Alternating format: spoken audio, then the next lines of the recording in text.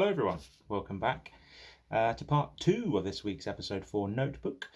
This is the Austria preview.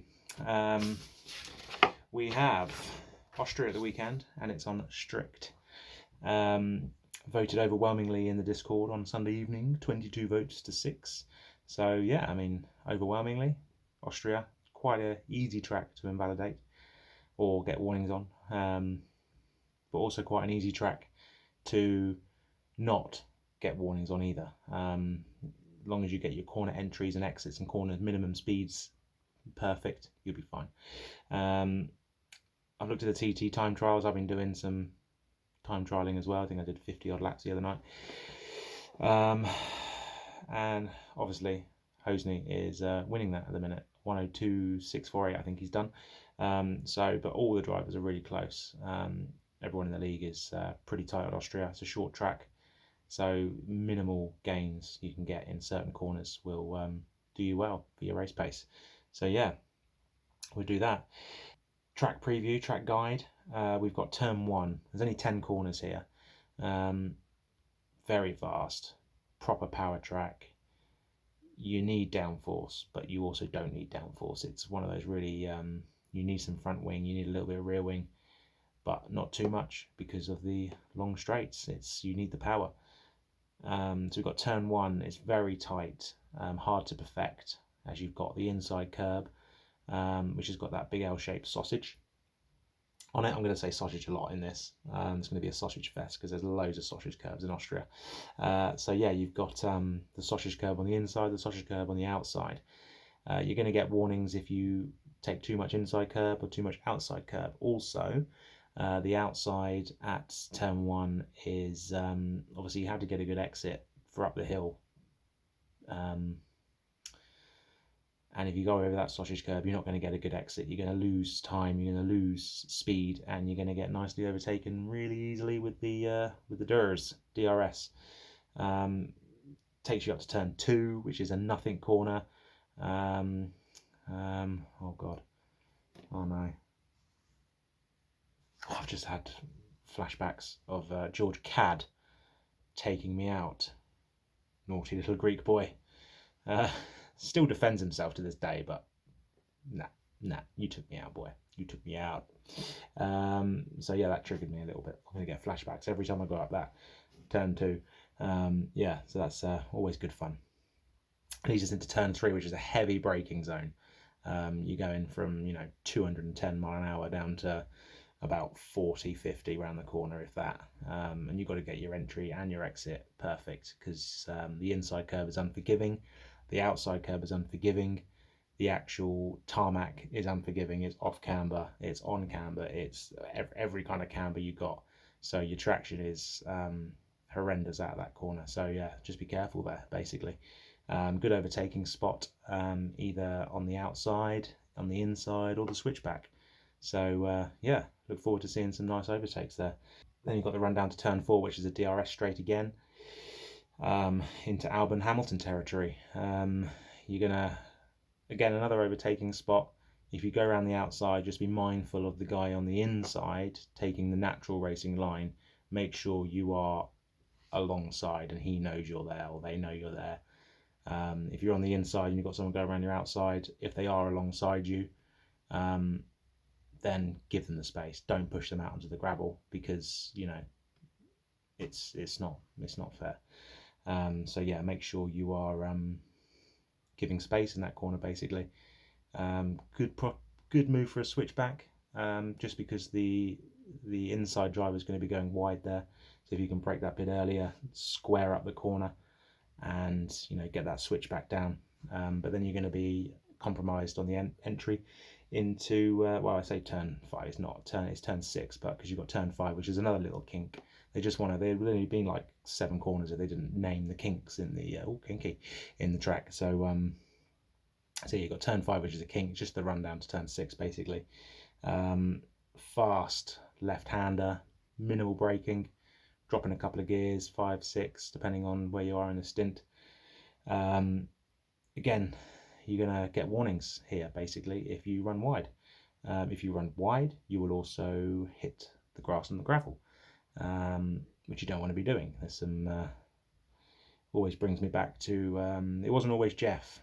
Jeff's only been there for the last, I think, 4 or 5 years. I think there was a guy called Carl before. I'm not sure if any of you noticed. I definitely remember him from like F1 2012 and 2013. We had Carl, he was a Geordie race engineer. He got sacked pretty quickly because he was worse than Jeff, if you can imagine it. Jeff's pretty bad, isn't he?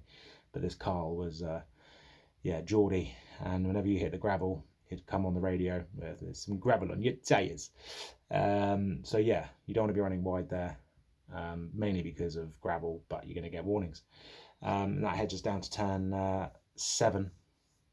The inside curve at 7 is pretty dangerous to hit because you're going through there at, again, 7th gear. I'm trying to do it in 7th. I keep dropping down too many gears. I normally take it at 6 and unstable the car, but later on in a stint you probably are going to have to drop down to 6th because the tyres aren't going to handle the high speed set in 7th gear.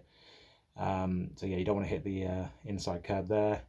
Inside curve at turn 8 as well. You don't want to be touching because again, it can unstable the car, but you want to kind of get as close to it as you possibly can. Try and really square up those corner entrance and exits. And then that obviously brings us down to turn 9. Turn 9 is very tricky, especially around the pit stop phase.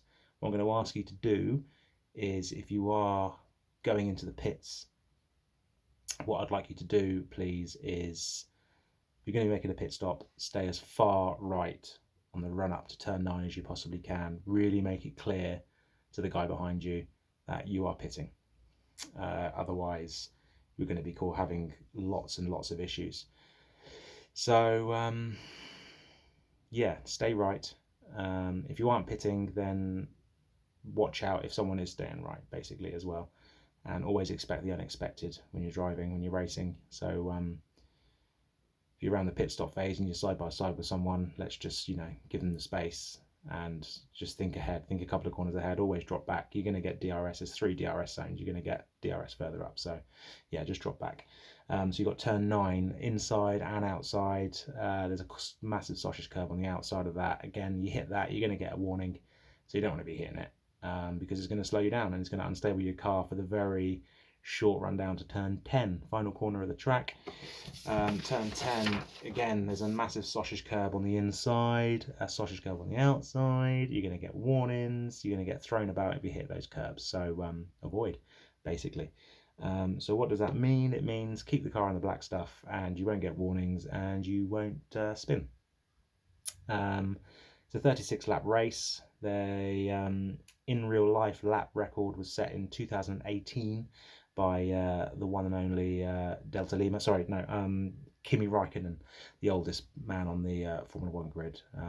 So basically Delta Lima. It's a 1-stop officially, soft to medium. If you want to switch it around and do a ka-chow special, then medium to soft. Just ask the Haas team, basically. A 1-stop is about 40 minutes, 41 minutes race time. A 2-stop, though, a soft medium, is only about 2 seconds slower officially. But with everything going on, that could be your best bet, a 2-stop soft medium. Or if you're like me, it'll probably be a soft medium because I cannot make my tyres last. So yeah, probably doing a soft medium there. Predictions. I've had a quick scout around in the admin page on the in the Discord, and I've come up with a few predictions. Now, ka-chow name came up to win the race on Sunday. I personally am going to stick my neck out and I'm going to say Cool Beans for the win, aka Rob Strachan. Cool Beans, he's on a good run of form, P3. I'm expecting a P1 from you. There was no penalties whatsoever in Spain. There's going to be loads of penalties being thrown around here. So Cool Beans, you are my pick for the race win this weekend. Do me proud. Freund's name came up, Cornet especially, Cornet's name. So yeah, and Willans has he's self-predicted himself a top 3 finish. So yeah, look out for Willans basically getting his top 3. Expect that. As Austria is Spin City, I'm not expecting Toss the Caber to be anywhere near the top 10 because he loves it. He loves spinning around in circles. So that is the Austria preview. once again, we're going to be releasing the race attendance. Please do respond to that. I want as many guys as possible. Hopefully 4 weeks in a row we could get a full grid. That would be nice. Short quali, 50% race, standard. And yeah, I will see you on the grid on Sunday. Here we go, off to Spielberg. The hills are alive with the sound of V6 hybrids. See you then.